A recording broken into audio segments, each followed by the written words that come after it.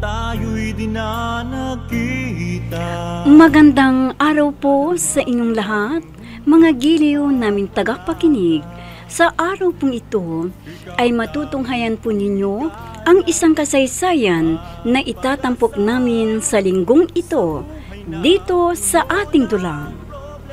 Luha! Ang itay talaga kahit kailan kengkoy. Talaga naman. Ito pa. Alam mo anak, ang totoo nga niyan nung medyo bata-bata pa ako kinukumbinsi nila akong magpalit ng relihiyon. Anong relihiyon naman yun, itay? Kinukumbinsi nila akong maging isa sa mga Muslim. Tapos? Bakit Kristiyano pa rin kayo hanggang ngayon? Bakit hindi kayo nagpalit ng relihiyon? Kamuntik na nga sana. Medyo magandang pagkakapaliwanag nila. Kaya ako kamuntik na maging Muslim.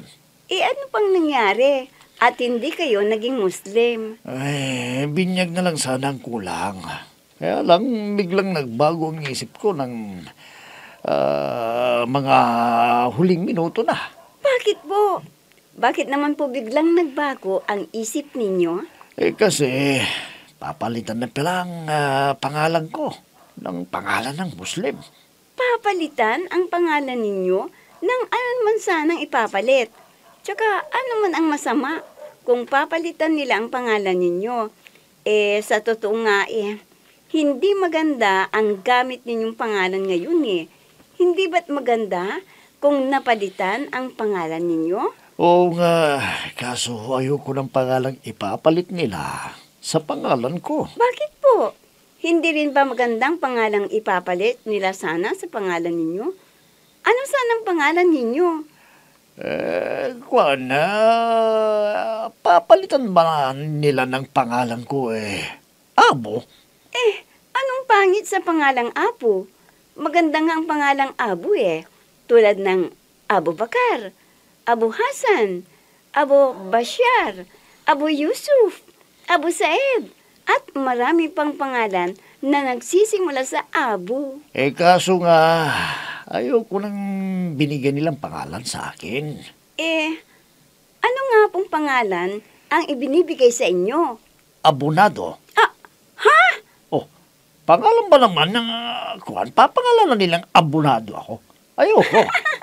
Itay, akala ko kung seryoso kayo. Kalukuhan naman palang sinabi ninyo Oo. Pangalan ba naman nila akong abonado? Ayoko nga. Parang may mali.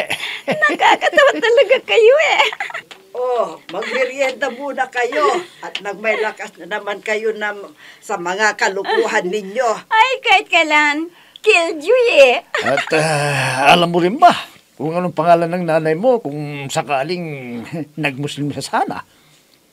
Ano po? Aburrido. Di ba? Mama niya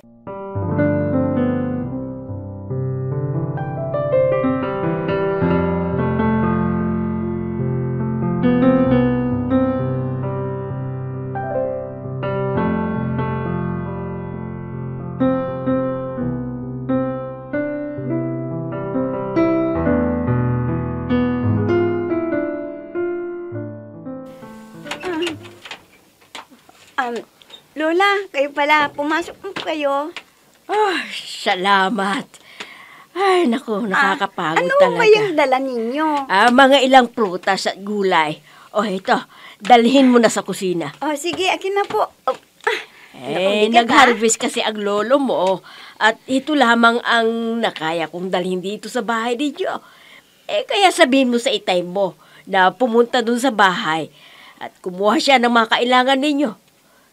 Teka, nasaan bang itay mo? Nasa talyer pa po. Ganun ba? Ang inay mo, nasaan? Wala yata siya dito Opo, Lola. Wala nga po na naman?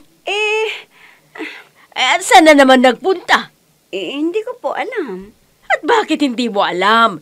Hindi mo ba tinatanong kung saan pumupunta ang nanay mo?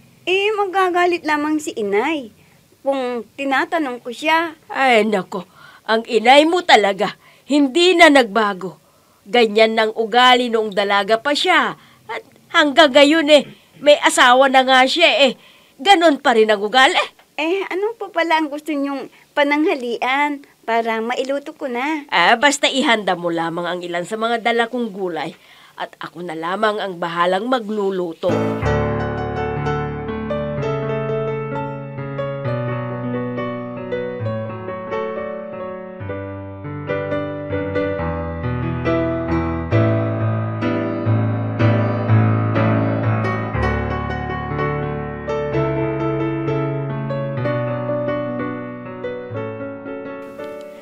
Galing dito kamo ang Lola Adoring mo? Opo, inay. Ay, bakit daw? Anong sabi? Wala naman ho. Ipinapasabi lang kay Itay na pumunta daw siya sa bahay nila para doon sa mga ani ni Lolo. Ha? Ay, bakit? Nag-harvest na ba sila? Oo, kaya nga po pinapapunta si Itay para kunin ang iba. Dahil kung ano lamang na kaya na ni Lolang dalhin, yun lamang ang dala niya kanina. Ay, ganito na lang, Sabel. Huwag mo nang banggitin sa itay mo ang tungkol sa mga gulay na bibigay ni na itay at inay, ha? Ha? Sayang naman po Paborito pa man din namin ni Itay ang gulay. Basta, huwag mo nang banggitin para hindi napupunta ang itay mo doon. Ano ho? Paano natin makukuha ang mga gulay na yon? Mabubulok lang doon. Sobra-sobra na ho yung kinalolo't lola Kaya nga ho nila ipinapakuha kay Itay. Basta, ako na ang bahala. Basta wag mo nang banggitin pa sa itay mo ang tungkol dyan sa sinabi ng lola mo.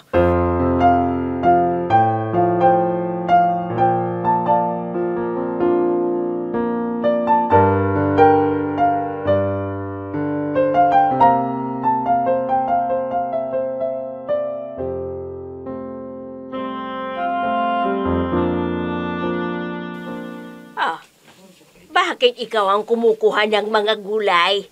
Nasaan bang asawa mo? Abala ho siya sa talyer, kaya ako na lamang ang kukuha. Makakaya mo ba namang buhatin ang mga yan? Marami yan. Hindi mo yan kayang buhatin. May isinama naman ho ako na magbubuhat ng mga yan. Ganun ba? O sige, kunin mo na ang lahat ng mga yon. Lahat ba ng mga nakasakong ito? Oo. Sabihin mo sa asawa mo, itinda niya sa palengke ang sobra para maging pera. Dahil sa dami ng mga gulay na yan baka mabulukan pa kayo. Kahit na may ref pa kayo kung hindi nyo yan ititinda sa palengke. Sige po. Dindo, halika nga dito. Buhatin mo ang mga ito. Dindo!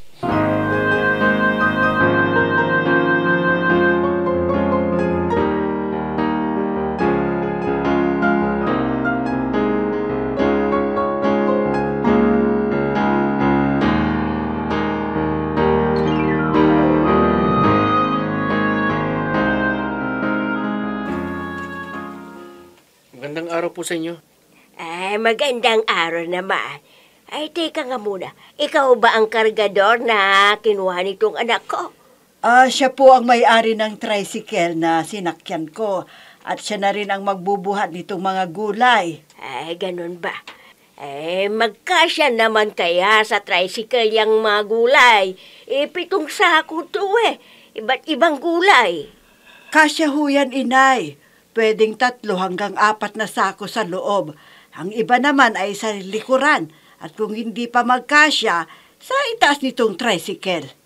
Kung bakit naman kasi, hindi na lamang ang sasakyan ng asawa mo. Ang ginamit mo ay kasyang-kasya doon sa jeep niya.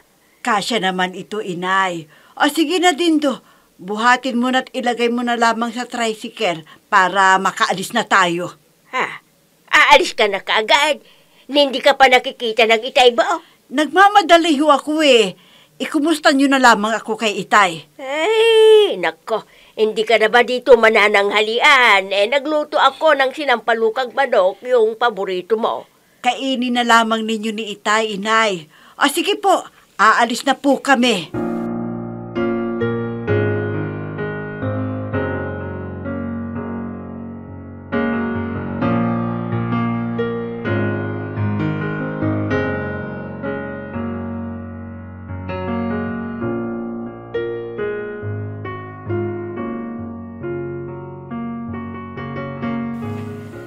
Ay, nako, ang kulit-kulit mo.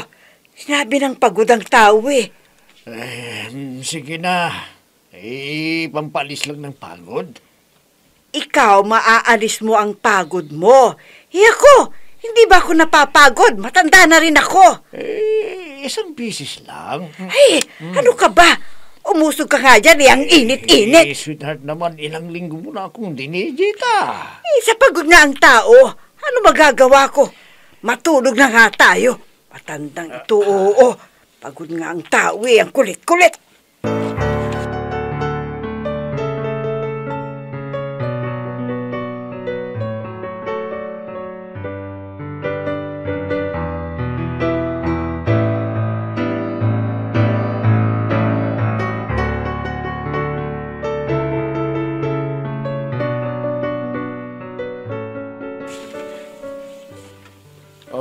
Tawagin mo lang ang nanay mo, kakain na tayo. Wala pong inay. Kaya tayong dalawa lamang ang kakain. Wala pang nanay mo. Sinong nagluto nitong pananghalian natin? Ako po. Hindi ko alam, anak, na marunong ka palang magluto ng apritada at tinolang manok. Hindi ko yan niluto, itay. Binili ko lamang ho yan sa karinderya niya Aling Trining. Ganun ba? Saan daw pumunta ang inay mo? Ang sabi may bibilin lamang daw sa palengke. Nako, paano kaya ito? Ikaw kung ditong nabili mong ulam, ang mabuti pa bumili ka ulit para sa inay mo. Hindi na raw ho siya manananghalian dito. Kaya dalawa lamang tayong kakain, itay. Sige, mauunang tayong kumain. Kung ganon at may customer pang naghihintay sa akin sa talyer. Mauna na po kayo, itay. Ha? Hindi pa ho ako nagugutom Ano? May pasado 12:00 na ng tanghali Hindi ka pa nagugutom. Nagugutom, pero... Oo, nagugutom ka pero ayaw mo pang kumain dahil walang gulay. Ganun ba? Alam naman po ninyo na umiiwas po ako sa pagkain karne ngayon, itay. Ayaw nga pala, Vegetarian ka pa nga pala ngayon, bakit hindi ka bumili ng gulay para may maulam ka sana? Ayoko ng pagkakaluto ni Aling Trining sa gulay niya. Overripe. Gusto ko yung half-cook lang sana. Bakit? Wala na bang dala ng lula mo dito nung isang araw? Ubus na ba? Ubus na ho Nako. Bakit kasi hindi nyo pa kinukuha ang mga gulay sa bahay ni na lolo't lola? Bakit? Nag-harvest na ba ang lola't lola mo? Opo. Kasabay nga po dun sa mga gulay na dala niya noong isang araw Kaya lang, hindi makaing dalhin ni Lolang lahat ng gulay na ibinibigay niya sa atin. Ang ibig mong sabihin, maliban doon sa dala niya, mayroon pa siyang binibigay sa atin na gulay? Opo. Bakit po? Hindi ho ba nababanggit ni inay sa inyo? Wala pong nababanggit ang inay mo Matagal na pong pinapakuha ni Lola. Bukas, kunin na ho ninyo, itay. Bukas? Nako, anak. Paano ba ito? Kailangan kong matapos yung sasakyan na ginagawa ko. Bukas nila kukunin yun. Hindi po bale. Ako na lamang ang kukuha kina Lola. Mag-aarkilan na lamang ako ng tricycle. Nag-iisa ka lang.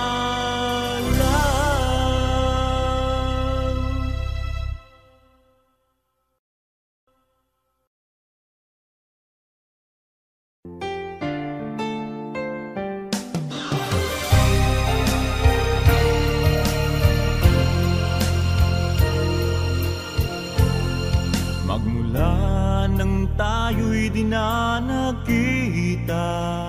Ano?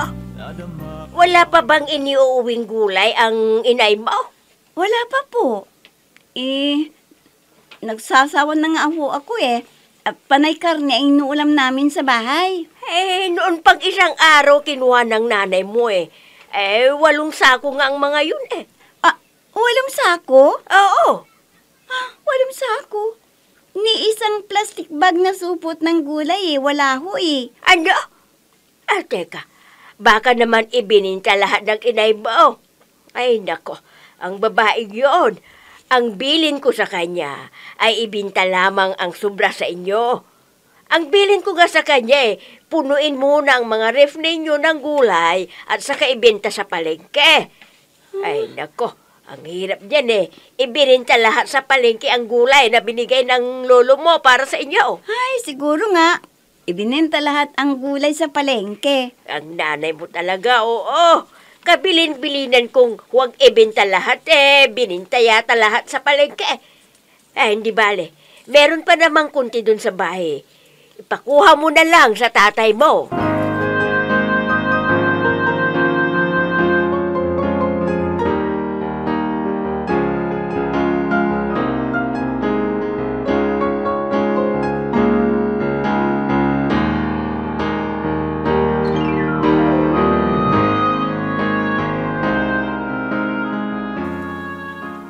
Ay, galing pala dito ang apo mo.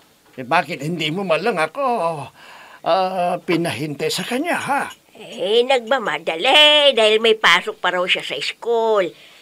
Napadaan lang siya dito para sana kunin yung gulay. Gulay? Hindi ba't kinuha na ng anak mo? Oo. Naibenta yata lahat ng anak mo sa palengke.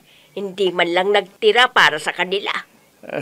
Mabuti kung naibinta niya sa palengke para naman may maibigay siyang baon sa apo mo. Kaso, wala yatang naibigay na pera ang anak mo sa anak niya.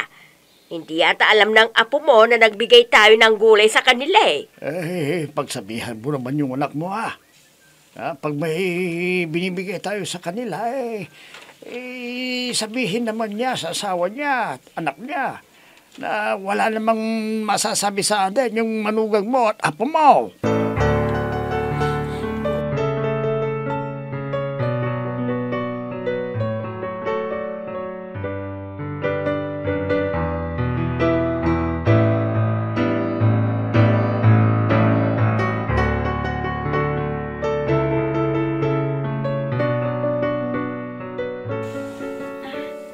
Mano po, Lolo? Kawaan ka ng po may kapal. Napasyal yata ang alanganing oras ito. Wala ka bang pasok sa school niyo bukas?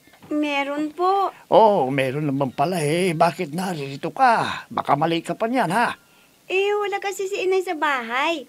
Naisip kong naririto siya. Naka, wala dito ang inay mo. Mula nga nung makuha niya yung 8 sakong gulay, hindi pa siya pumupunta rito. Gusto rin sana niyang makausap tungkol sa binibintang lupa ng isa kong kakilala. Makakako interesado yung itay mo. Wala nga ho sa bahay ang inay. Ha? Ito nga ang mga nakalipas na araw lagi na lamang siyang wala sa bahay. Kaya naisip ko na naririto siya sa inyo. Wala dito ang inay mo. Paano kaya yan? Wala po akong baon Ano? Wala kang baon? Hindi ka ba binibigyan ng itay mo? Binigyan kaya lang. Nagastos ko dahil naisip kong hingi rin ako kay inay. Nako, wala nang inay mo dito. Ang mabuti pa, lapitan mong lola mo. Sa kanya lamang humingi para hindi ka malit sa klase mo. Sige na.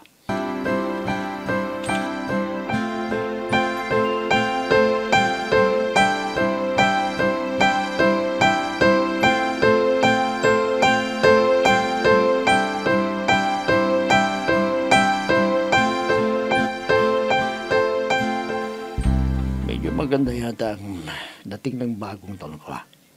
Sunod-sunod kang nagpapagawa sa akin ng sasakyan. Wala tuloy akong mautusan sa mga mekaniko dahil pare-pareho silang may ginagawa. Hindi bale. Blessing in disguise na rin ito siguro. Na akong bumili ng spare parts ng mga sasakyan para alam ko ang presyo. Medyo matagal-tagal na rin hindi ako ang bumibili ng gamit ng mga sasakyan Pero, teka, bigla naman akong kinutom. Makapasok ka muna sa passport na yan. Kakain muna ako bago ako pumunta sa Space Bar ng... Teka, Amparo? Si Amparo nga. Si Amparo. Pumapasok sa passport na may kasamang lalaki. Nag-iisa ka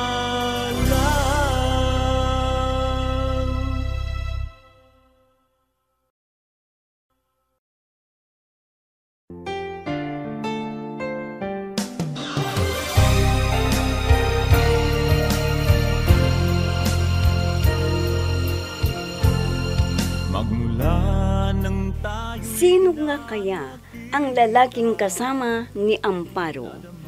Mga giliw naming tagapakinig, sundan bukas ang karugtong ng kasaysayan na itinampok namin sa linggong ito dito sa ating dulang. Luha! Mga nagbibigay buhay sa ating dula ay sina Mayra Abrehal Narnola, Susan Madikdeng, Robert De Guzman, Jun Cabato, Emma Dalope, Andrea Solar, Ami Diaz, at si Oscar Ora. Technical Supervision at Musika, Oscar Ora. Nilapatan ng tunog ni Robert De Guzman, Willie Francisco. Sa panulat at direksyon, Eva Alcoriza. Inihahandog sa inyo ng F3 Recording Studio para sa Pambansang Radyo ng Pilipinas, Bombo Radio, Philippines.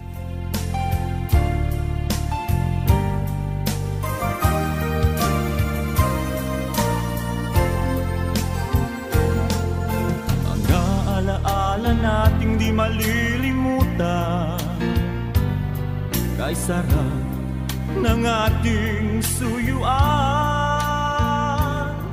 Lagi kong natatanong